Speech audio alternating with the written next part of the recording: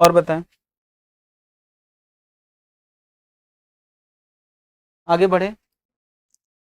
तुरंत तुरंत भाई क्वेश्चन करते रहें, जो लोग नहीं कर रहे हैं तो यार ये दिक्कत है फिर। हर अगले टॉपिक में पिछले टॉपिक का कुछ ना कुछ कनेक्शन होता है। पिछला टॉपिक अगर इस कदर मजबूत किया है तो फिर अगले वाला बड़े आराम से टिक जाता है उस पे, नहीं तो फैलने का खतरा रहता है।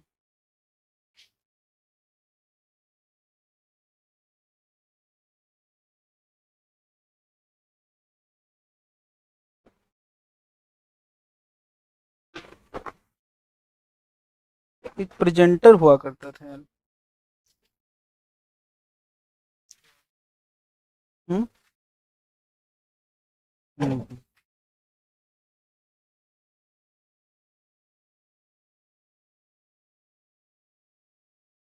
थोड़ा छोटा सा लिखा है।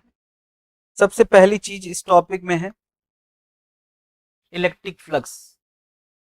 तो इलेक्ट्रिक फ्लक्स क्या है वो समझने के लिए बहुत सिंपल लैंग्वेज में लिखा है, इस quantity that is proportional to number of electric field lines. एक ऐसी क्वांटिटी जो नंबर ऑफ फील्ड लाइंस के प्रोपोर्शनल हो, और नंबर ऑफ फील्ड लाइंस की कोई काउंटिंग होती नहीं। काउंटिंग होती क्या है?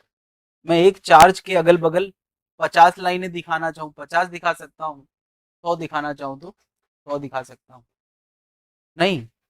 तो फिर ये कैसा टर्म है कि मतलब जो नंबर ऑफ फील्ड लाइंस के प्रोपोर्शनल होता है। एक्चुअली इलेक्ट्रिक फील्ड का नंबर एक रिलेटिव टर्म है। अगर मैं कहता हूँ किसी 4 से 50 लाइनें निकली हैं तो फिर अब दूर तक 50 ही जाएंगी। बात समझ रहे?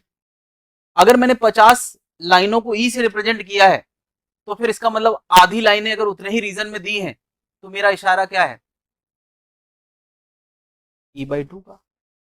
अगर मान लिया मैं कहूं कि यहां से वहां तक इस दीवार के बीच में मैंने दोनों दीवारों के बीच में 1000 लाइनें दिखाई, अगर दोनों दीवारों के बीच में 500 लाइनें दिखा रहा हूं, इसका मतलब मेरा इशारा क्या है कि वहां इलेक्ट्रिक फील्ड आधी है। तो यार इस सेंस से हम समझ सकते हैं कि electric flux electric field lines के प्रोपोर्शनल है।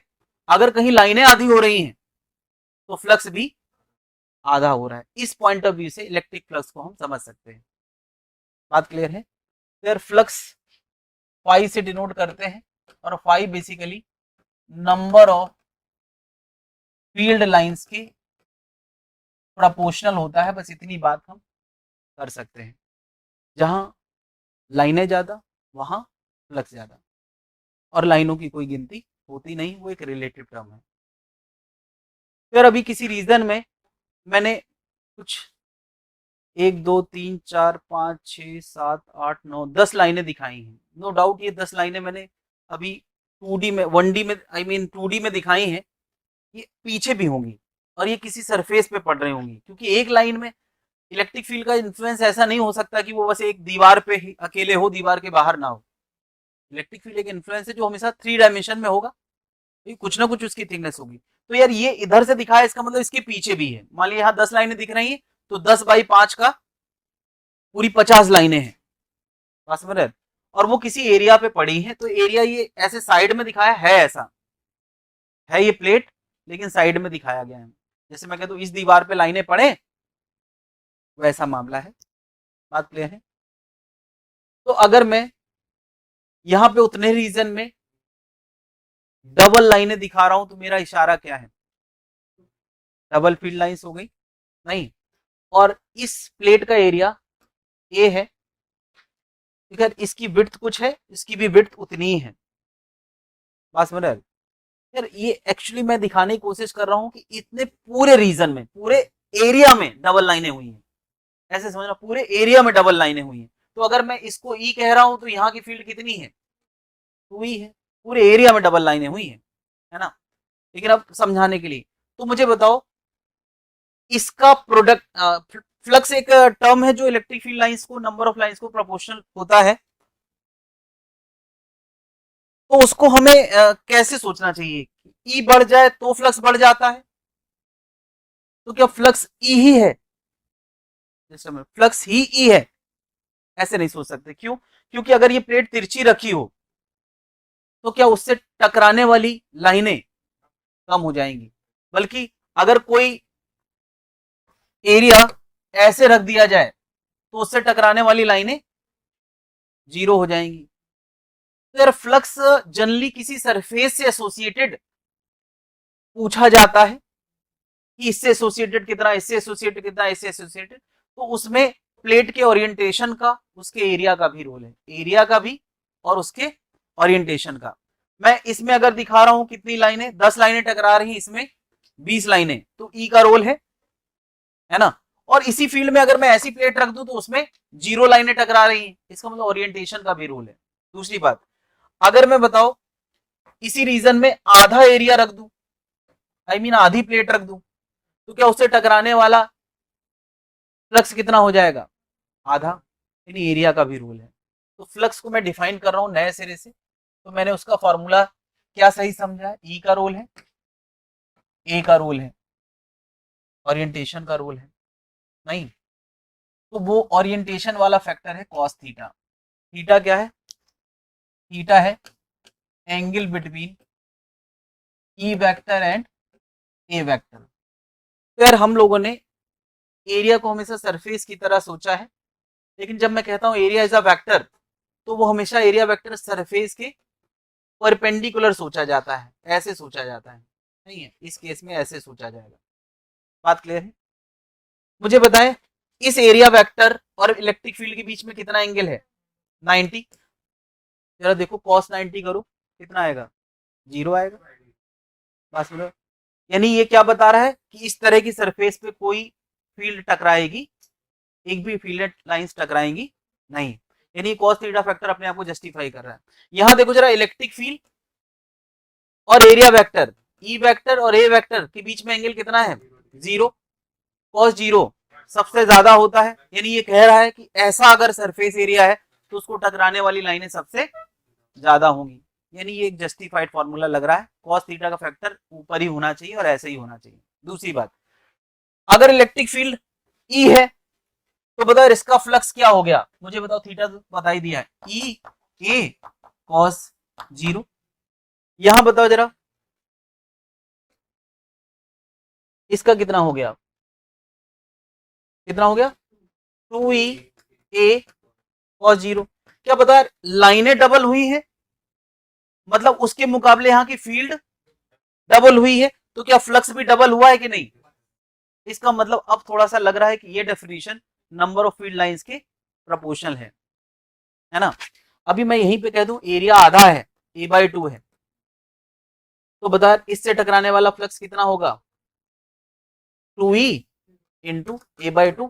देखो जरा, एरिया आधा तो लाइनें आधी टकराएंगी, पहले अगर पूरे से 20 टकरा रही थी तो आधे से, तो मैं कह सकता इतने एरिया से टकराने वाला इस सेम एज इतने एरिया से, यानी एरिया का भी पूरा रोल है कि हम तीनों टर्म को महसूस कर सकते हैं, ई का भी रोल है, ए का भी रोल है और ओरिएंटेशन का भी रोल है। ये एक जस्टिफाइड फॉर्मूला है, फ्लक्स ऐसे ही देना चाहिए अगर हमने ये रिक्वायरमेंट के हिसाब से इसको डिफाइन किया है। क्लियर है भाई, ये फॉर्मूला, इस फॉर्मूले में दो वेक्टर क्वांटिटी है, ई ए और थीटा उनके बीच का, और पूरी फिजिक्स में जब जब ऐसा होगा, जब जब ऐसा होगा A B cos theta type का लुक होगा, तो हम उसको ऑल्टरनेटिवली और कैसे डिफाइन करते हैं। यार ये बनी बात है, पूरी फिजिक्स का पैटर्न है कि जब जब हम ए बी कॉस थीटा, जैसे F S cos theta work done में आता है, तो यार एफ एस कॉस थीटा उसका एक फॉर्मेट है, और अगर वेक्टर लुक में फोर्स और एस पता हो तो ऐसे भी ला सकते हैं।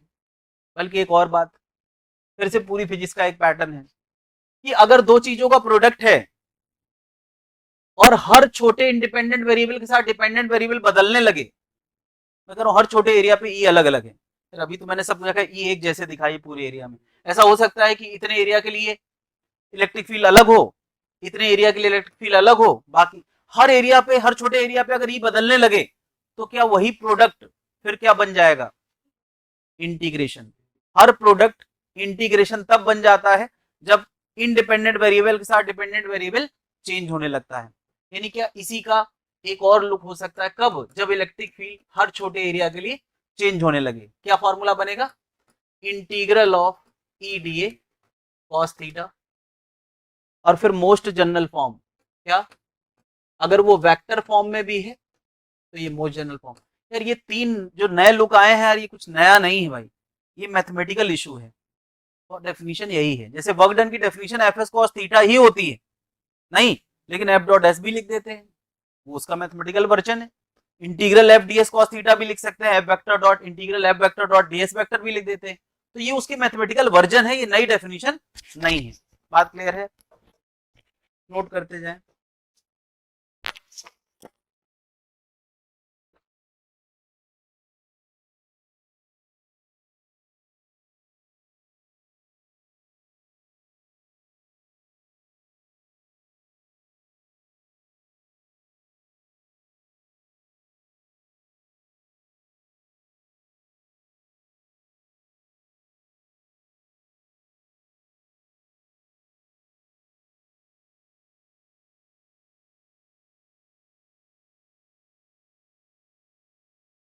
तो यार फ्लक्स सब कुछ जस्टिफाइड लग रहा है, ऐसे ही फॉर्मूला होना चाहिए, कोई दिक्कत है यार?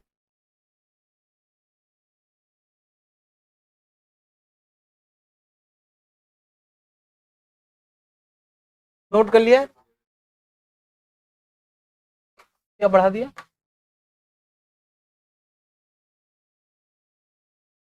एक, तो यार फ्लक्स का डेफिनेशन सबको समझ आ गया है, लेकिन अक्सर हम लोग फ्लक्स पे क्वेश्चन बहुत सीधे सीधे एप्लीकेशन पे आ जाते हैं, कभी उस फॉर्मूले का यूज नहीं करते हैं। तो इसलिए मैंने एक क्वेश्चन बनाया है। ये क्यूब दिख रहा है, ये भी क्यूब ही है। तुम कहोगे ये कैसा क्यूब है? तो यार यहाँ मैंने कैमरा लगाया है, तो ये दीवार दिख नहीं रही है, सब लोग मान लें कि ये क्या है, क्यूब है यार। ये क्यूब है, और इस क्यूब की चार दीवारों पे मैंने इलेक्ट्रिक फील्ड दिखाई है। बेसिकली इलेक्ट्रिक फील्ड इस प्लेन के पैरेलल है, तो अगर ऐसी पैरेलल है तो देखा जाए तो पैरेलल इस सरफेस को टकराएगी क्या? यार छूती हुई निकल जाएगी। यार जिस सरफेस को छूती हुई निकल जाए उसमें फ्लक्स क्या होगा? और सबसे अंदर वाले में तो चार ही में टकरा रही है देखा जाए, वरना मैं क्वेश्चन बना ना पाता शायद, इसीलिए मैंने एक इधर वाली दीवार, दूसरी इधर, ये 1 नंबर, 2 नंबर, 3 नंबर। हाँ?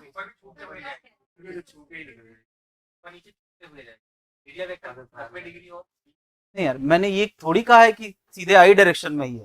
देखो जरा, ये आई और जे दोनों कंपोनेंट रखता है, नीचे वाले में छूता हुआ निकल जाएगा। यस, नीचे वाले में भी नहीं, नीचे वाले पे भी टकरा के तो कहीं से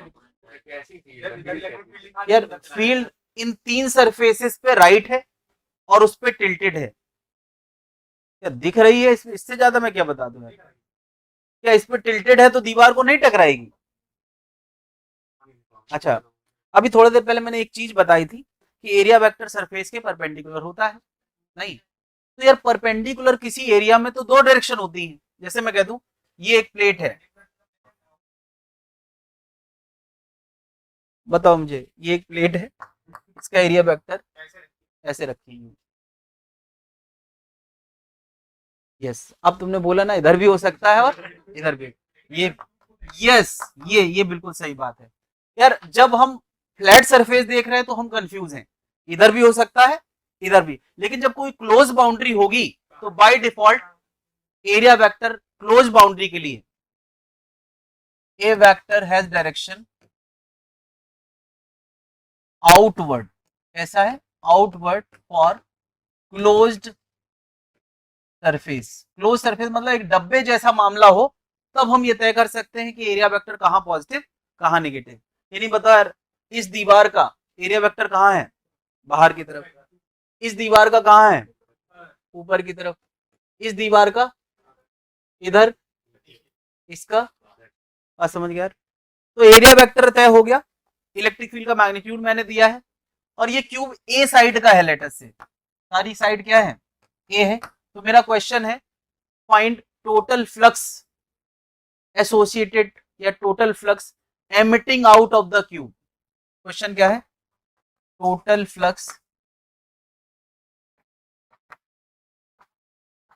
एमिनेटिंग आउट, एमिटिंग आउट लिख दो यार simple, out of cube, cube से निकलने वाला टोटल फ्लक्स कितना होगा?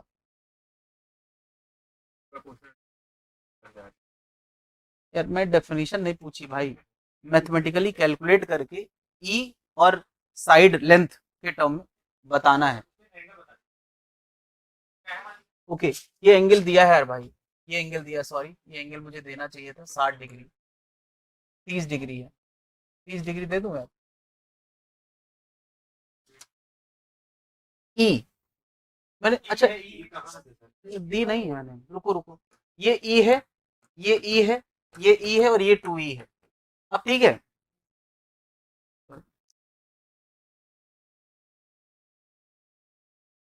ई और साइड लेंथ के टर्म में टोटल फ्लक्स निकाल पाओगे या अभी मुझे और बताना है कुछ? यार 4 टर्म है यार, इस फर्स्ट सरफेस पे φ1, सेकेंड सरफेस पे φ2, थर्ड सरफेस पे φ3, अलग अलग सोच लो यार, फोर्थ सरफेस पे φ4, चार, 1 2 3 4, 4 सरफेस ही तो दिख रहे हैं यार।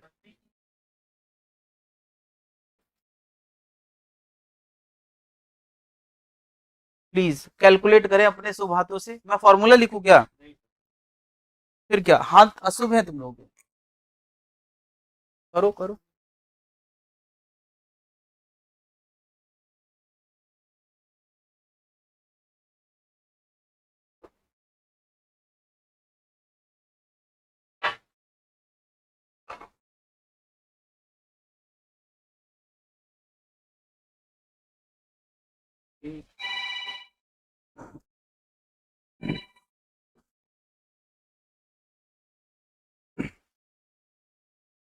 हेलो, हेलो, हाँ जी, जी मैम, हाँ जी मैम।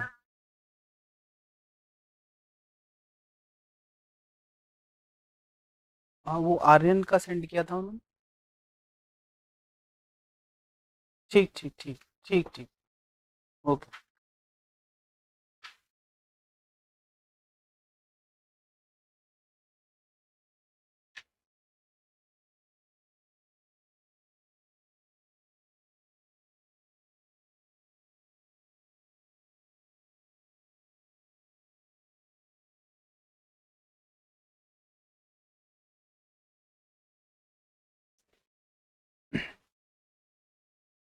तो यार φ1 क्या होगा इस पर,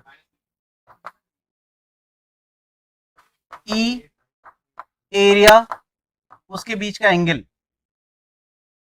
सर उसका भी हो गया कृष्णा का, ठीक है। हाँ नहीं वही, एक जैसा दोनों लोग, हाँ हाँ, नहीं बिल्कुल नहीं, नहीं नहीं नहीं, इतना तो माना जाए भाई, इसके बाद फिर सब हमारे हाथ में है ना सर। ठीक से मैं क्लास ले रहा हूँ, बात कर।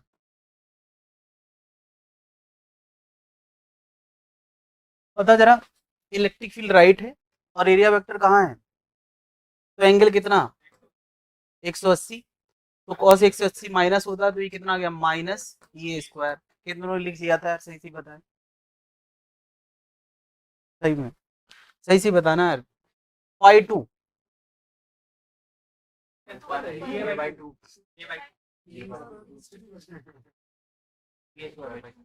Electric field into area cos, यार इलेक्ट्रिक फील्ड ऊपर है और एंगल सरफेस से दिया है कंफ्यूज करने के लिए, ये राइटर की स्ट्रेटजी है, लिखने वाले की स्ट्रेटजी है कि एंगल वो दिया है जो हमें चाहिए नहीं, हमें एंगल तो ये चाहिए ना यार, ये वाला। तो अगर ये 30 दिया है तो ये कितना होगा, 60, ये ध्यान रखना है, ये किया जाएगा तुम्हारे साथ। 30 जिन्होंने लिख दिया उनका गलत है, यहाँ 60 लिखना चाहिए था, और cos 60 लिखोगे तो ये आ जाएगा ई स्क्वायर बाई 2, कितने लोगों ने सही किया था, कितने लोग 30 के झांसे में आ गए थे, ठीक है। चलो थर्ड वाला बताओ जरा, इसमें क्या,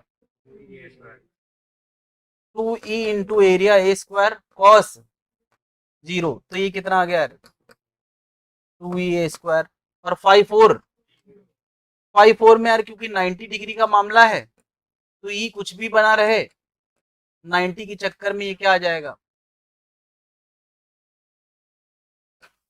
ये आ जाएगा 0। तो मैंने पूछा था total flux, minus E square. तो सॉल्व करके कोई बताएगा कितना आ रहा है? 3/2। नहीं, 4 में से 1 गया, 3/2। कोई दिक्कत है भाई लोग? क्या ये बात सबको समझ आ गई है? इलेक्ट्रिक फ्लक्स क्या चीज होती है?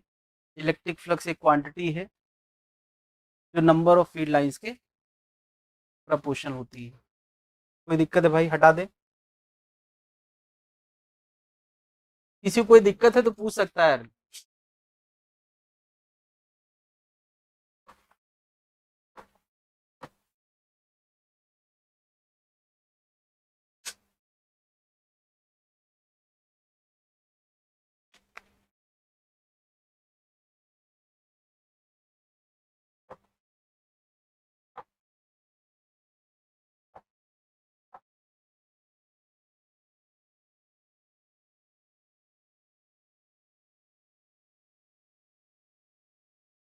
ये भी तो एक ऑप्शन है यार, इलेक्ट्रिक फ्लक्स ऑफ चार्ज, बल्कि पॉइंट चार्ज। एक पॉइंट चार्ज है क्यू, ठीक है, उस पॉइंट चार्ज से लाइनें निकलती हैं, गिनती नहीं पता। गिनती पता है क्या? है। तो कितनी गिनती है? 8। तो इसका कुछ फ्लक्स है, अगर चार्ज डबल हो जाए तो कितनी गिनती होगी, ऐसा कुछ मैं शो करने वाला हूँ। ये गोल गोल जो दिख रहा है ये क्या है? एरिया है, मतलब इसको सर्किल ना बोलें, ये स्फेयर है। इसकी इससे हमने इस चार्ज को बंद किया है, और स्फेयर लेने के पीछे एक लॉजिक है। भाई क्या बताओ, ये चार्ज स्फेयर के हर पॉइंट से बराबर दूरी पे है, तो हम ये गारंटीड श्योर हैं कि हर जगह ई कैसा होगा, सेम होगा। हम बस ये श्योर है कि हर जगह ई सेम होगा, ठीक है। दूसरी बात, अगर मैं स्फेयर के किसी भी पॉइंट पे छोटा सा एरिया वेक्टर लूं और इलेक्ट्रिक फील्ड की डायरेक्शन में कंपैरिजन कराऊं, तो उनके बीच में एंगल कितना होगा? इस कारण से हमने स्फेयर चूज किया है। किस कारण से? क्योंकि किसी भी डायरेक्शन में एरिया वेक्टर और इलेक्ट्रिक फील्ड के बीच का एंगल 0 है, और बराबर दूरी पे ई कैसा होगा? एक जैसा। तो यार अगर ई एक जैसा हो और थीटा भी हर जगह 0 हो, तो फिर यार हमारा फ्लक्स का सबसे आसान फॉर्मूला लगता है। भाई फ्लक्स का कैलकुलेशन हमने क्या पढ़ा है? ई ए कॉस थीटा। तो थीटा तो हर जगह क्या है? 0। और क्या हर छोटे एरिया के लिए ई सेम है? इसीलिए आसान। मैं बता दूं यार, बाकी दोनों दिखाने वाले फॉर्मूले वो काम कभी नहीं आने वाले। बाकी जो इंटीग्रेशन वाले, हमें करना यही है क्या? Simple formula. हर जगह सिंपल ही फॉर्मूला काम आने वाला है, बाकी वो दिखाने नहीं, वो हाथी के साथ दिखाने के अलग, खाने के अलग। तो वो जो इंटीग्रल ऑफ और टी डी ए और फिर उसमें गोला मार देते हैं डरावना सा, वो केवल दिखाने के लिए है। करना यही है। तो क्योंकि यार इसमें क्यू मेंशन किया है, तो हमें यार क्यू के टर्म में ये आंसर लाना है। आर भी मेंशन नहीं किया, लेकिन आर हम थोड़ी देर के लिए मान लेते हैं, कोशिश करेंगे गायब हो जाए। बताओ ई की जगह क्या लिख दे? के क्यू बाई आर स्क्वायर। भाई आर दूरी पे फील्ड हर जगह क्या होगी, और एरिया कितना? पूरे स्क्वायर का एरिया 4 पाई आर स्क्वायर। के क्या होता है?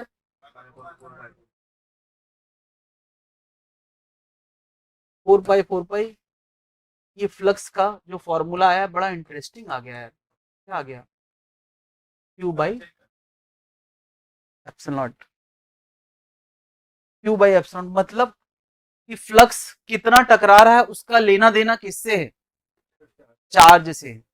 मतलब चार्ज अगर दुगना होगा तो लाइनें भी, बस इतनी हम बात कर सकते हैं, दुगनी हो जाएंगी। काउंटिंग एग्जैक्ट तो होती नहीं है, लेकिन इतना हम कह सकते हैं कि चार्ज डबल होगा तो लाइनें भी डबल होंगी। और जब तक चार्ज पॉजिटिव है तब तक फ्लक्स कैसा है? पॉजिटिव है। समझो, यानी लाइनें बाहर निकलना इज पॉजिटिव, लाइनें बाहर निकलना इसका मतलब फ्लक्स पॉजिटिव है। और अगर चार्ज निगेटिव हो जाए तो लाइनें अंदर जाएंगी तो फ्लक्स भी कैसा होगा, नेगेटिव। यानी आउटवर्ड लाइनें जा रही हैं तो पॉजिटिव फ्लक्स है, इनवर्ड जाने लगे तो नेगेटिव। यानी इसका मतलब फ्लक्स के फॉर्मूले में चार्ज को विद साइन रखना होता है, नहीं है, have to put with sign, है ना। अगर पॉजिटिव चार्ज है तो फ्लक्स पॉजिटिव, नेगेटिव चार्ज है तो फ्लक्स नेगेटिव। और अब हमें एक बात समझ में आई कि फ्लक्स चार्ज के मैग्नीट्यूड पे डिपेंड करता है। और अब लॉजिकल भी लग रहा है यार कि अगर यही चार्ज दुगना होता तो हम दुगनी लाइनों से उसको रिप्रेजेंट करते, ज्यादा स्ट्रॉन्ग फील्ड होती। बात क्लियर है? नोट कर लिया यार। मैं कह रहा हूं कि यार इसका फ्लक्स क्यू बाई एप्सिलॉन है, ठीक है। मैं इसको स्फीयर से ही क्यों बंद करूं, मैं क्यूब से बंद कर दूं। ये रेक्टेंगल नहीं है ना स्क्वायर है, ये क्या है, क्यूब है, क्यूब है। तो मैंने क्यों नहीं बंद किया, क्योंकि यार इसके लिए कैलकुलेशन सोचना क्लोज टू इम्पॉसिबल है। क्यों, यार देखो यहाँ एरिया वेक्टर ऐसे है और इलेक्ट्रिक फील्ड 0 पे है, लेकिन यहाँ एरिया वेक्टर इलेक्ट्रिक फील्ड में कुछ और एंगल है और यहाँ नहीं यार, लगातार एंगल। दूसरी बात, यहाँ ई का मैग्नीट्यूड, यहाँ का ई, हर जगह मैग्नीट्यूड। तो हम बेसिकली उसके लिए मैथ्स लगाने में सक्षम नहीं है, नहीं है मतलब कठिन कठिन छोड़ो, हम कर ही नहीं पाएंगे। लेकिन फिर भी एक चीज बताने में सक्षम है। बताओ जरा, इस क्यूब से कितना फ्लक्स टकराएगा। यार लॉजिक है, नंबर ऑफ फील्ड लाइंस होती है, तो यार जितनी लाइनें इस स्फीयर से टकराएंगी उतनी ही।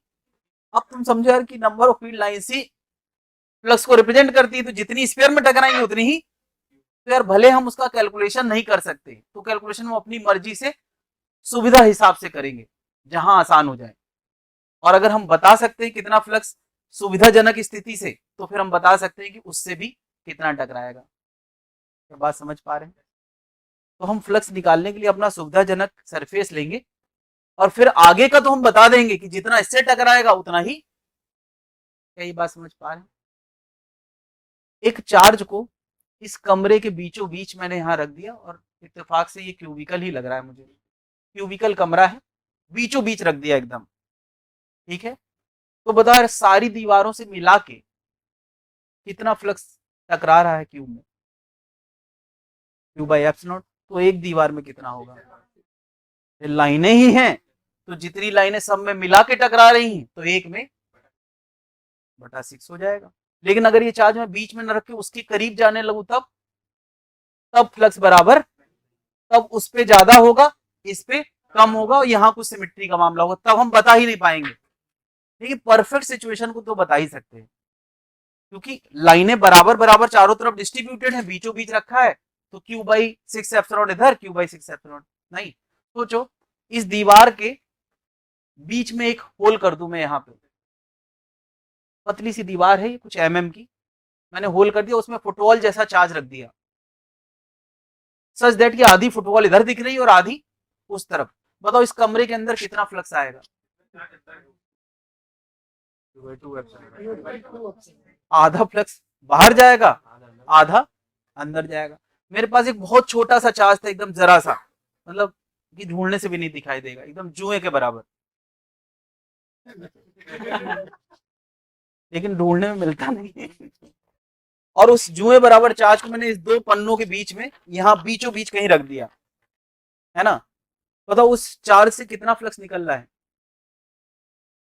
Q by epsilon. तो उसका निकलने वाला फ्लक्स या तो ऊपर वाले पन्ने से निकलेगा टकरा के। यार क्या कोई ऐसी लाइन हो सकती है जो इनमें से किसी और पन्ने को टकराए ना, यार या तो ऊपर वाले को टकराएगा, या तो तुम कहोगे बिल्कुल एकदम छूती हुई जो लाइनें आएंगी तो वो निग्लिजिबल एरिया से निकलेंगी, तो उनको मैं इग्नोर कर सकता हूँ। यानी बताओ एक पन्ने से कितना टकराएगा, समझ गए। यानी सारा खेल लाइनों का है। हम अगर ये समझ पा रहे हैं कि आधी लाइनें नीचे टकराएंगी आधी ऊपर, तो इसका मतलब क्यू बाई 2 एप्सिलॉन नीचे वाले पन्ने पे और क्यू बाई 2 एप्सिलॉन ऊपर वाले पन्ने में। क्या ये बात समझ पा रहे हैं? एक चार्ज इस कमरे के उस कोने में लगा दिया, है ना।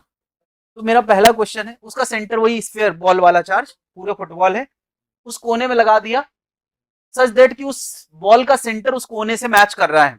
तो मेरा क्वेश्चन है कि वो चार्ज कितने कमरों में दिखाई देगा, कितने कमरों में दिखाई देगा? मतलब ये बहुत कायदे से किया यार। इसके बगल वाले में, इसके उस बगल वाले में, और उसके उधर बगल, यानी चारों इस फ्लोर में और 4 ऊपर वाले फ्लोर में, यानी 8 कमरों में नजर आएगा। तो एक कमरे में कितना फ्लक्स आएगा? Q/8 epsilon. अब एक कमरे में Q/8 एप्सिलॉन आएगा। तो जरा उस चार्ज के बारे में सोचो, एक चार्ज ऐसे कोने में हो तो ये लाइनें इस दीवार और ऊपर वाली जो दीवार है, 3 दीवारों को बिल्कुल नहीं टकराएगा। यानी उस चार्ज का छत पे, इस दीवार पे कोई फ्लक्स नहीं, इस दीवार पे कोई नहीं। अरे वो लाइनें छूती हुई निकलेगी ना, तो इसका मतलब उसका फ्लक्स बाकी की सामने वाली 3 दीवारों पे टकराएगा, उस दीवार और जमीन की छत पे। और क्योंकि ये तीनों दीवारें सिमेट्रिक हैं उस कोने के लिए, तो एक दीवार पे कितना टकराएगा? यानी Q/8 एप्सिलॉन पहले बता चुके हैं, उसका 1/3 और कर देंगे तो कितना आ जाएगा? Q/24 epsilon. ये बातें कभी ना कभी सामने आ चुकी हैं सबके, ये बात है। ठीक, हटा दे भाई। अच्छा कलर है, इसकी रिकॉर्डिंग बहुत अच्छी आती है ब्लैक बैकग्राउंड में। बहुत देर तक व्हाइट रेस हमें हमारी आंख पे फर्क डाल सकती है, और ब्लैक मीन्स नो कलर। तुम्हें पता है ना, ब्लैक मीन्स नो कलर। तो वो हमारी आंख को प्रेजेंट लगना चाहिए। हम लोग रंग बिरंगा पढ़ने की आदत जो हो गई ना, मैंने बहुत ज्यादा एनिमेशंस वगैरह दिखाए हैं, इसलिए तुम लोगों को अच्छा नहीं लग रहा होगा। चलो कोई बात नहीं, इसको रंग बिरंगा लाते हैं। एंगल क्या होता है यार? कोई तुमसे पूछे व्हाट इज एंगल?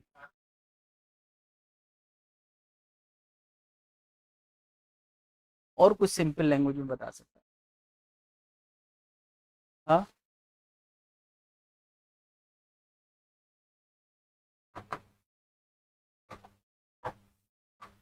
तो यार ऐसा है कि कोई आर्क की लंबाई लाना है एस, और रेडियस पता है,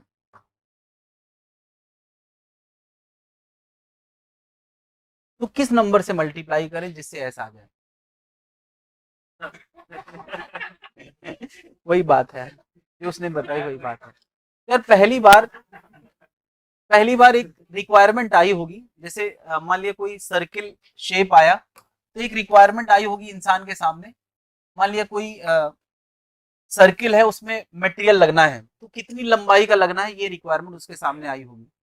नहीं, तो कहीं ना कहीं उस जमाने तक लोगों ने एक नाम सेंटर जरूर डिफाइन किया होगा, क्योंकि सबसे इंटरेस्टिंग पॉइंट है जो सर्कमफेरेंस से बराबर दूरी पे है।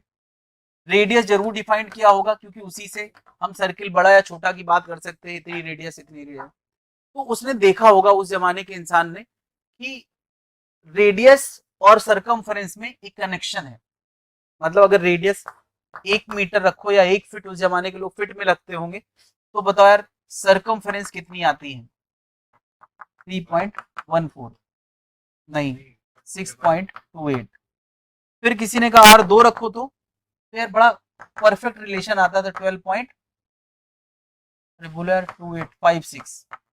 नहीं, तो उस जमाने के एक किसी गुमनाम साइंटिस्ट ने एक फॉर्मूला दिया होगा, क्या?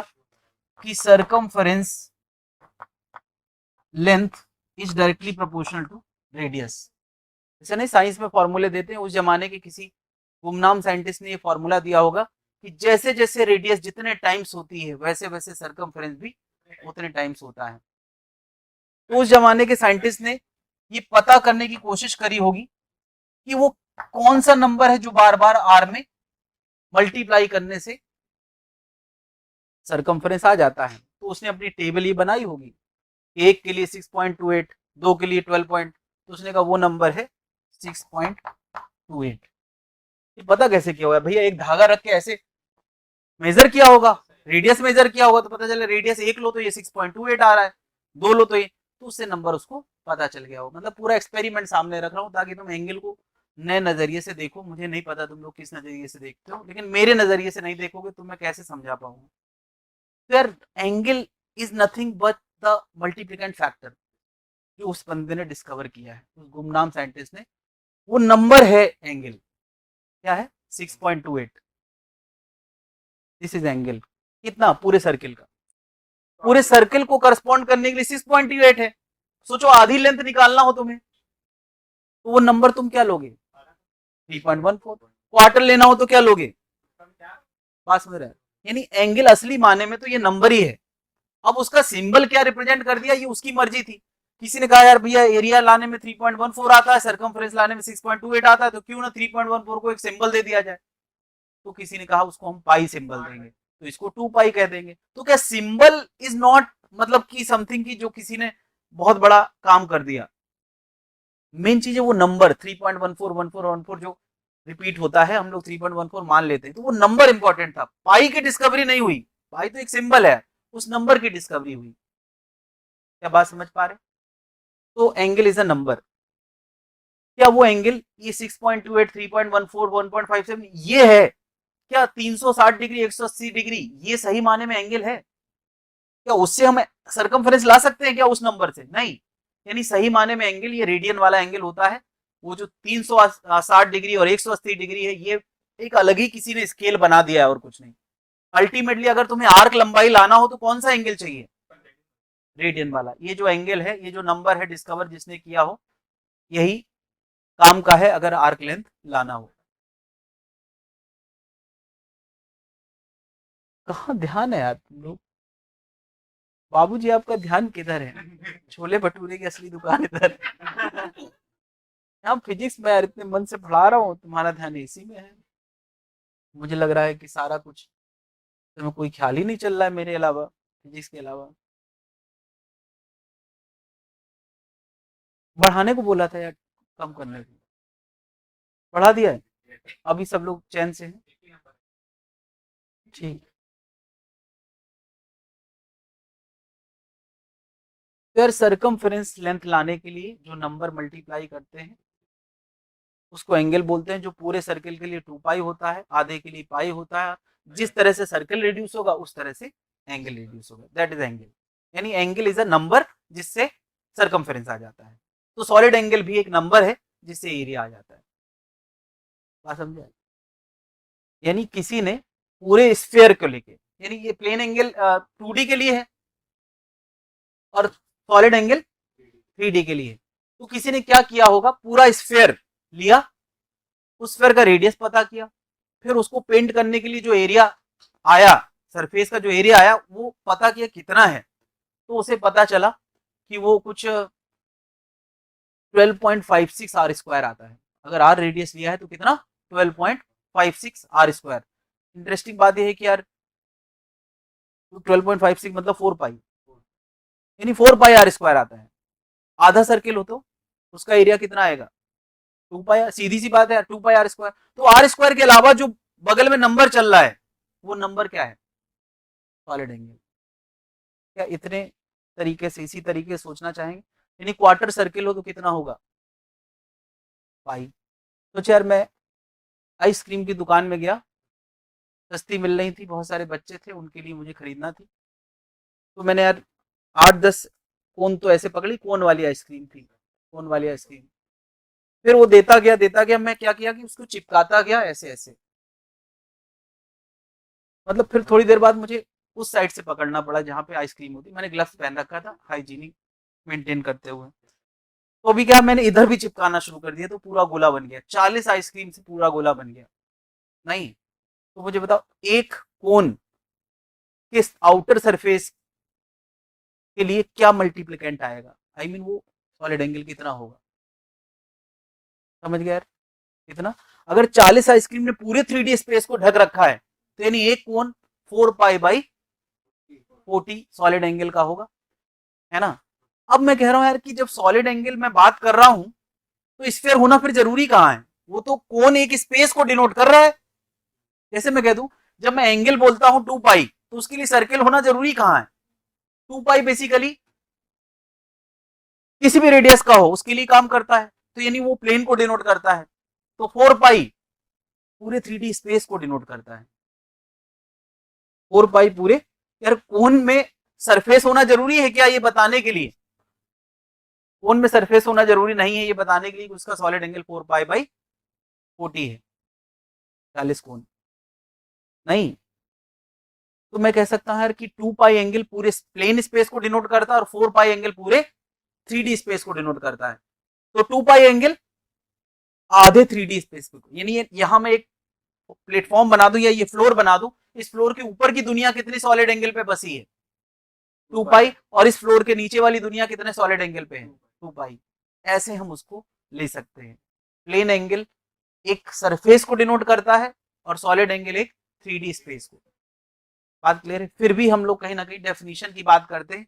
तो तुमने जैसे बताया, मैं यहाँ सर्कमफ्रेंस को आर्क बोल दूं किसी भी लेंथ का, है ना, पूरे सर्कमफ्रेंस, तो एस के फॉर्मूले में आर्क के बगल में जो मल्टीप्लाई करते हैं, मल्टीप्लाई उस नंबर को क्या बोलते हैं थीटा। तो क्या मैं कह सकता हूं एक स्फेरिकल पोर्शन, ये क्या है पार्ट ऑफ स्फीयर, उस स्फीयर का एरिया लाने में आर स्क्वायर के बगल में जो मल्टीप्लाई होता है, ये ओमेगा उसका सिंबल है, जैसे इसका थीटा सिंबल है उसका, तो ये क्या हो गया सॉलिड एंगल। जो पूरे स्फीयर के लिए 4 पाई होता है, आधे के लिए 2 पाई होता है, वो रेफरेंस तो हमारे पास है ही। यानी सॉलिड एंगल, अगर कोई सॉलिड एंगल डिफाइन करना चाहे तो मैं कहूंगा यार उसका कर्व्ड एरिया पता हो, curved area DA divide by R square, क्या ऐसे डिफाइन कर सकता है? नहीं। लेकिन एक ध्यान रखना यार एक बात कि बता यार, जब हम सॉलिड एंगल से आर स्क्वायर मल्टीप्लाई करते हैं तो वो एरिया जो भी आता है वो ऐसे टेढ़ा हो तो चलेगा, आई मीन ऐसे टेढ़ा हो तो चलेगा क्या? बेसिकली वो रेडियस के परपेंडिकुलर ना होके यार ऐसा हो तो चलेगा, ऐसा हो तो चलेगा, ऐसा हो तो चलेगा, और ऐसा हो तो चलेगा नहीं। यानी यार एरिया की सरफेस रेडियस के परपेंडिकुलर होना चाहिए, या ऐसे कह लो कि एरिया वेक्टर और रेडियस, एरिया वेक्टर और रेडियस 0 डिग्री पे होना चाहिए। क्या समझ पा रहे? तो अगर कोई ऐसा एरिया ले ले इन जनरल, या डेफिनेशन जब आती है तो जनरल बात हमें करना पड़ती है, ऐसा डेफिनेशन कि ये एरिया उस परपेंडिकुलर वाले एरिया के साथ थीटा एंगल पे है, तो डीए का कौन सा कंपोनेंट एक्चुअली हमें, यस, डीए का कॉस थीटा सही वाला एरिया है, डिवाइड बाय आर स्क्वायर करने से सॉलिड एंगल मिलेगा। यानी सॉलिड एंगल की बेटर डेफिनेशन ये, अगर कोई डेफिनेशन ही पूछे तो ये डेफिनेशन है। थीटा क्या है? दो सरफेस के बीच का एंगल। थीटा क्या है? Angle between perpendicular surface and, या तुम एंगल को और कह सकते हो यार, क्या बताओ, इस सरफेस का रेडियस वेक्टर और एरिया वेक्टर किसमें है 0 डिग्री पे, और इस सरफेस का एरिया वेक्टर और रेडियस वेक्टर थीटा एंगल पे है। तो इसको बेटर ऐसे हम कह सकते हैं एंगल बिटवीन किसके किसके बीच में, ए वेक्टर एंड आर वेक्टर, तब ये डेफिनेशन सॉलिड एंगल की बन जाएगी। यार ऐसा है कि इस टॉपिक में सॉलिड एंगल की एंट्री होती है, कभी डेफिनेशन पे क्वेश्चन आ सकता है, हालांकि पर्पस कुछ और था, लेकिन ये डेफिनेशन जो है अब फैशन में आ गई है तो हमें आना चाहिए।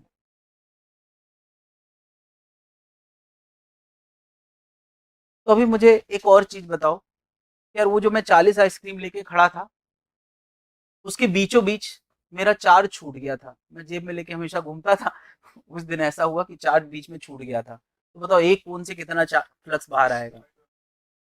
हाँ, 40 कोन से पूरा फ्लक्स निकलेगा, तो एक कोन से कितना निकलेगा? Q by 40 epsilon.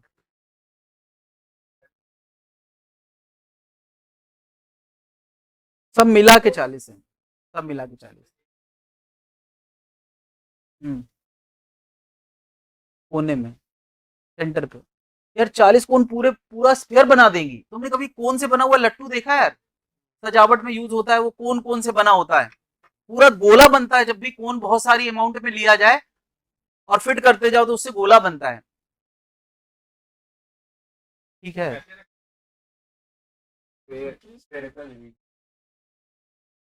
चलो तो अब यार देखो यार, जैसे तुमने बताया कि एक सॉलिड एंगल पे 4π/40 का सॉलिड एंगल है, क्योंकि हम सॉलिड एंगल से भी फ्लक्स निकाल सकते हैं।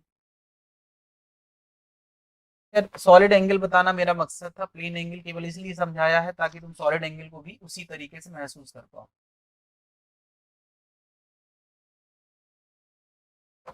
चलो, flux from a solid angle omega for a charge Q. मुझे बताओ, एक क्यू चार्ज ये रखा है, ठीक है, और यहाँ पे जो सरफेस है, ये जो सरफेस है उसका सॉलिड एंगल ओमेगा है, और यहाँ मैंने क्यू चार्ज रखा है, तो बताओ कितना फ्लक्स उससे टकराएगा, कितना फ्लक्स उससे टकराएगा। तो जिस प्रोपोर्शन में एरिया है उसी प्रोपोर्शन में फ्लक्स होगा। यानी इसका पूरा गोला कंप्लीट करो तो तुम कहोगे यार 4πr² से Q/ε0 टकराएगा। अभी तो बात करी है। तो इसका सॉलिड एंगल होगा ω/r², उससे कितना टकराएगा, तुम कहोगे 1/4πr²। पहले तो करो एक के लिए, और फिर नहीं तो ये आएगा ω/4πQ/ε0। नहीं, तो जिस प्रोपोर्शन में सॉलिड एंगल होगा उसी प्रोपोर्शन में एरिया होगा, उसी प्रोपोर्शन में फ्लक्स भी बटेगा। यानी यार इससे टकराने वाले फ्लक्स का फॉर्मूला क्या बन गया, 4π टोटल एंगल होता है सॉलिड एंगल पूरे स्पेस का, यानी किसी चार्ज का पूरा फ्लक्स 4π स्पेस में जाता है, तो ओमेगा स्पेस में कितना जाएगा, ω/4πQ/ε0। ये एक फॉर्मूला बन गया यार। अब जैसे तुम किसी एक कोण का सॉलिड एंगल 4π/10 जानते हो, तो ओमेगा की जगह क्या रख दोगे, 4π/10, तो फ्लक्स आ जाएगा Q/10ε। क्या समझ गया यार, जो भी यार 4π/40 जानते हो या π/, तो सॉलिड एंगल लाओ फ्लक्स ले जाओ, उसके लिए ही बेसिकली सॉलिड एंगल की हमने बात करी है। अब हाँ, कभी डेफिनेशन पे क्वेश्चन आ सकता है, लेकिन मेन चीज जिसके लिए हमने बात करी वो ये है। क्या ये समझ में आ गई भाई, तो आइसक्रीम समझने की जरूरत नहीं, ये बात समझ में आ गई। हाँ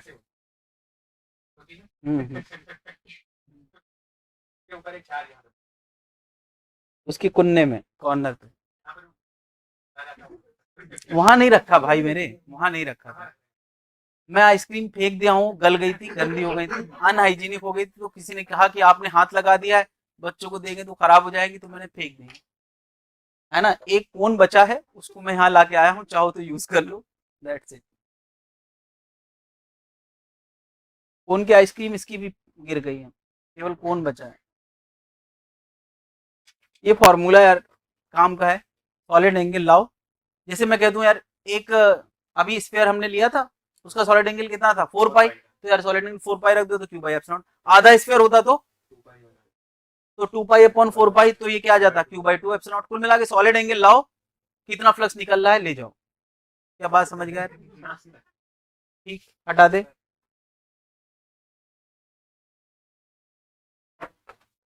पक्का हटा दे।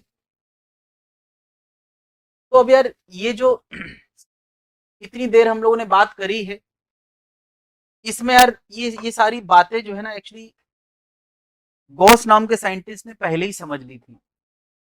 गॉस नाम का साइंटिस्ट बड़ा होशियार था, उसने फ्लक्स डिफाइन करके ही अपना लॉ डिक्लेयर कर दिया था, है ना। भाई flux number of field lines के प्रोपोर्शनल होता है, नहीं, और एक चार्ज की fix number of field lines होती है। अभी तो देखा है, एक चार्ज की Q/ε इतना फ्लक्स होता है, इतना फ्लक्स होता है, और flux number of field lines के प्रोपोर्शनल होता है। तो कुल मिला के अगर किसी सरफेस के अंदर कुछ चार्ज पड़ा है, तो उन चार्ज का निकलने वाला फ्लक्स भी फिक्स होगा, बात समझ रहा है, और वो उसके क्यू इनसाइड पे डिपेंड करेगा, बात समझ रहा है। यानी लॉ बस बताने वाला हूं मैं, प्लान सब फ्लक्स की डेफिनेशन में ही शामिल हो चुका है। तो यार गॉस लॉ क्या है, Gauss law valid for the field following inverse square law. ये इनवर्स स्क्वायर लॉ क्या है?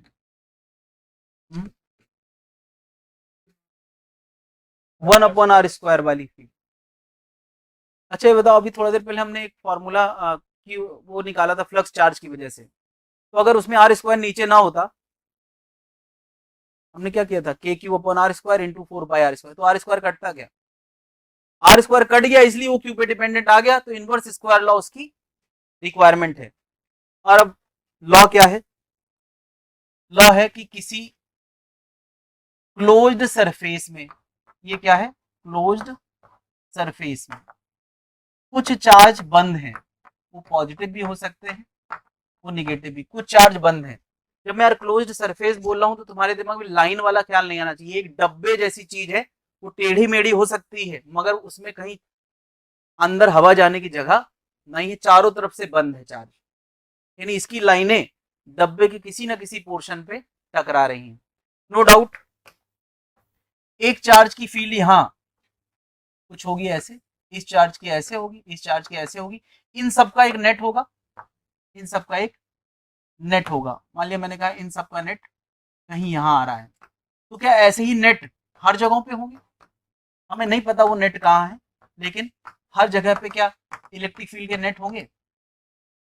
लॉ क्या है कि अगर हम इन नेट की मदद से फ्लक्स कैलकुलेशन कर पाए, तो फ्लक्स कैलकुलेशन इस नेट फील्ड और एरिया वेक्टर की मदद से निकलेगा। मान लीजिए ये छोटा सा एरिया और यहाँ की फील्ड को प्रोडक्ट करें, और वो प्रोडक्ट किसके लिए करें? पूरे लूप के लिए करें। तो यार इस चीज को दिखाने के लिए हम ऐसे लिख देते हैं, इंटीग्रल ऑफ ईडीए। ये मोस्ट जनरल फॉर्म है फ्लक्स निकालने का, इंटीग्रल ऑफ ईडीए।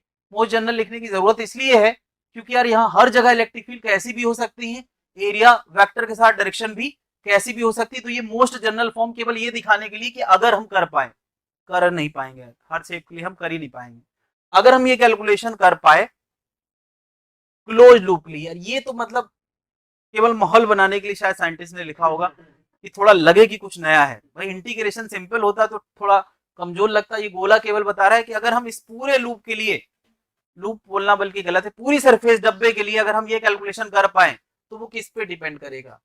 वो क्यू इन पे, और क्यू इन का मतलब है पॉजिटिव तो प्लस Q1 प्लस Q2 और निगेटिव तो ये उसका sum, scalar sum of charge. Q in क्या है? Scalar sum of charge. तो यार स्केलर ऑफ सम चार्ज की डिपेंड होना चाहिए, तो यार तो होना ही चाहिए। अभी तो हमने देखा था एक चार्ज की जो फ्लक्स होता है वो फिक्स होता है, चार्ज बदलेगा तो फ्लक्स बदलेगा। तो ये लॉ प्लान पहले ही हो चुका है, जब हमने फ्लक्स की डेफिनेशन बनाई वहीं पे तय हो गया था कि ये लॉ बनना है। ठीक है, इक्वालिटी लाते हैं तो एक कांस्टेंट आता है क्या? Epsilon not. ये लॉ है। अब बात आती है कि क्या ये लॉ हर तरह की क्लोज सरफेस के लिए काम करेगा? तो जवाब है करेगा। लेकिन क्या इस लॉ को हम लगा पाएंगे हर तरह की सरफेस के लिए? वो हमारी समस्या है।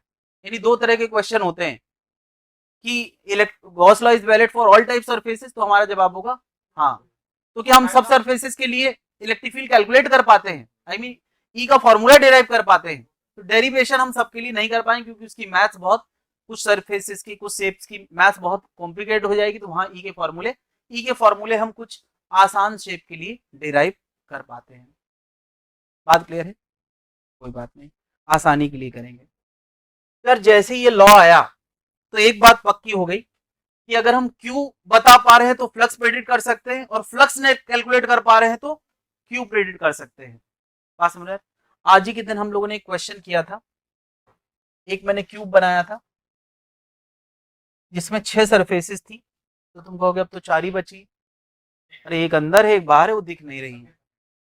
यहाँ इलेक्ट्रिक फील्ड ई की है और ये एंगल कितना था? 30 डिग्री। फिर मैंने यहाँ पे कितने की बनाई थी यार? 2E बनाई थी। यहाँ मैंने E दिखाया था और यहाँ मैंने E दिखाया था। तो मैंने उस समय तुमसे पूछा था फ्लक्स इनक्लोज्ड बताओ, याद है? फ्लक्स इनक्लोज्ड बताओ। अब मेरा क्वेश्चन है find charge inside the cube. Charge inside the cube. समझ गए? एक्चुअली क्वेश्चन यही पूछा जाएगा, यही पूछा जाएगा कि फ्लक्स कैलकुलेशन बड़ा आसान सा है, तो फ्लक्स बड़े आराम से आदमी बता देगा, तो पूछेगा क्या, क्यू बताओ। तो यार सीधी सी बात है, फ्लक्स कैलकुलेशन क्या होता है, Q in by epsilon not. और ये कैलकुलेशन, सॉरी, ये कैलकुलेशन तुमने चारों सरफेस के लिए अलग अलग कर रखा है। वो कितना आया था टोटल, नहीं तो Q in by epsilon not के बराबर हो गया। तो क्यू इन कितना आ गया, हाँ 3/2 epsilon not E A square. क्या नहीं कर लेंगे?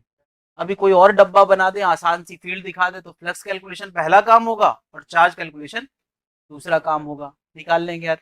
इसका फैशन ज्यादा नहीं चल रहा है, लेकिन अंडरस्टैंडिंग के लिए कम से कम एक क्वेश्चन करना जरूरी है। क्या इसमें किसी को आपत्ति है? चार्ज निकालना समझ गए? तो यार अगली क्लास में हम लोग एप्लीकेशन ऑफ गॉस लॉ करेंगे, जिसमें इलेक्ट्रिक फील्ड इंटेंसिटी के डेराइव करने के एप्लीकेशंस करेंगे। ठीक है, फ्लक्स पे आज हम लोगों ने कमांड कर दिया, गॉस लॉ समझ लिया है। अगला सेक्शन देखो क्या बना हुआ, EFI इलेक्ट्रिक फील्ड इंटेंसिटी, और उसका अगला सेक्शन है प्रॉपर्टीज ऑफ चार्ज, है ना।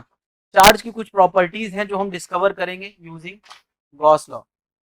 ठीक है, अभी तो पूरा पोटेंशियल एनर्जी छूटा है। पता है पोटेंशियल जी टॉपिक कहाँ बना है, आगे देखो जरा, गॉस लॉ के बाद।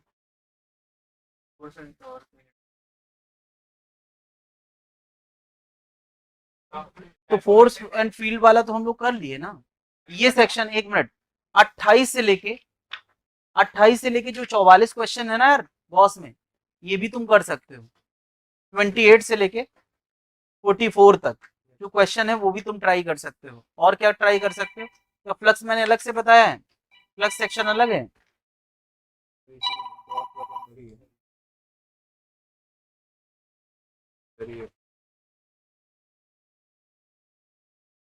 हाँ तो फिर अभी ये वाला सेक्शन छोड़ दो, यानी 1 से 17 वाला।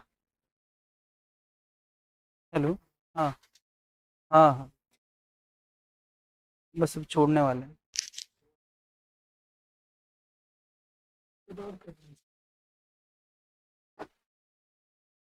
यार देखो गॉस लॉ में क्योंकि अभी कुछ हुआ नहीं है, तो 1 से 17 में चलो टिक करा देता हूँ जो जो ट्राई कर सकते हैं।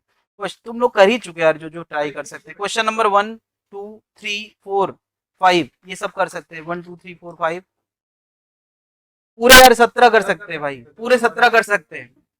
1 से 17 भी और 18 से पूरा गॉस लॉ कर सकते हैं भाई। बस डेरिवेशन स्टेप्स बताना है मुझे। तो ये बताओ वो डेरिवेशन हो तो पहले भी चुके हैं।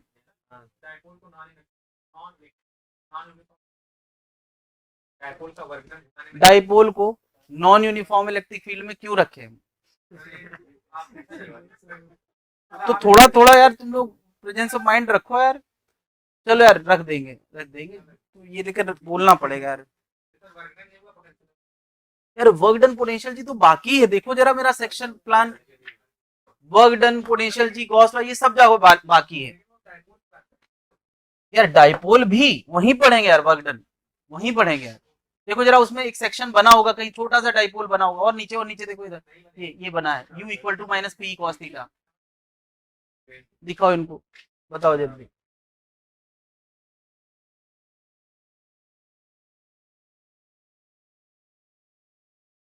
तुम लोग ना एक महीने पढ़ के ना एक महीने की उम्मीद कर रहे हो, और मैं कम से कम समय में ज्यादा मतलब 98% कराने की कोशिश कर रहा हूँ। कहीं दिखा बेटा dipole minus P cos theta, कहीं दिखा? ऐसा कैसे होता, माइनस साइन के बिना तो फॉर्मूला ही गलत हो जाएगा। यू का formula minus P cos theta लिखा है तभी सही है। दिखाओ, दिखाओ इसको, दिखाओ।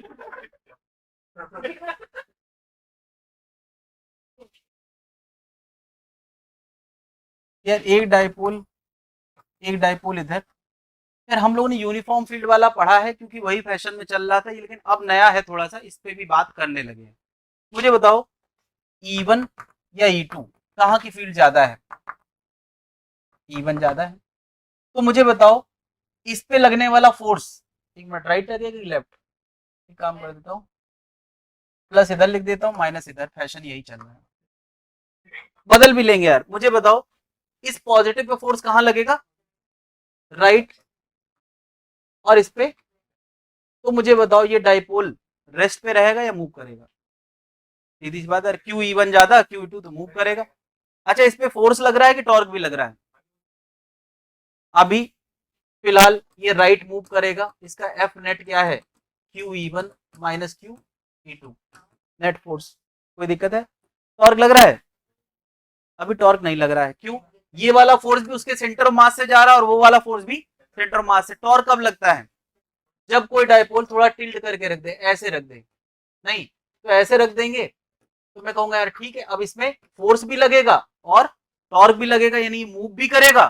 बस इतनी ही बात आज तक पूछी गई, इससे ज्यादा की जरूरत नहीं है। खुश, वो क्वेश्चन लेके आना, मैं इतनी नॉलेज से सारे क्वेश्चन बता दूंगा।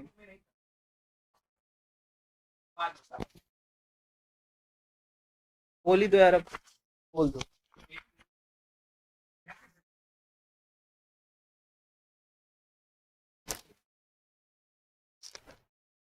तो यार ये थोड़ा बहुत चीजें मुझे लगता है कि छूट जाए, जैसे अभी अभी तुमने बताया यहाँ E1 ज्यादा, यहाँ E2 ज्यादा, तो तुम समझ गए कि यहाँ F1 ज्यादा है, F2 ज्यादा, मान लिया मैं छोड़ दिया, फिर मुझे तो एक महीना नहीं पढ़ाना ना यार, पढ़ाए तो क्या इतना हमें अंडरस्टैंडिंग लेके जाना पड़ेगा एग्जाम में, क्योंकि कुछ ना कुछ छूटने वाला है जो वो देने वाला है। लेकिन हाँ, सॉल्यूम पावर हम लोग करेंगे जब वेव ऑप्टिक्स में रिफ्रैक्शन पढ़ते हैं, तो उन्होंने पढ़ाया होगा मेरे से कुछ पहले, तब उन्होंने इतना लंबा वेव इतना लंबा वेव ऑप्टिक्स पढ़ाया, तो ये तो अच्छा वेव ऑप्टिक्स जल्दी करा तू, किसी ने भी करा, तो ठीक है, उसका मैं पढ़ाऊंगा,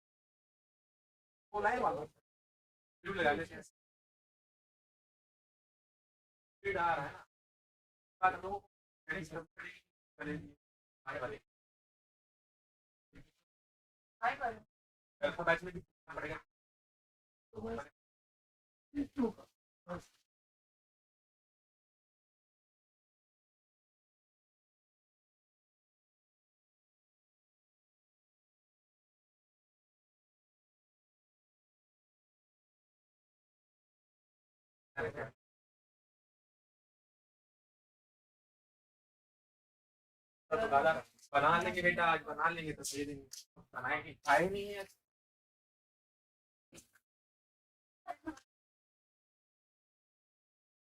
वही तो बात है,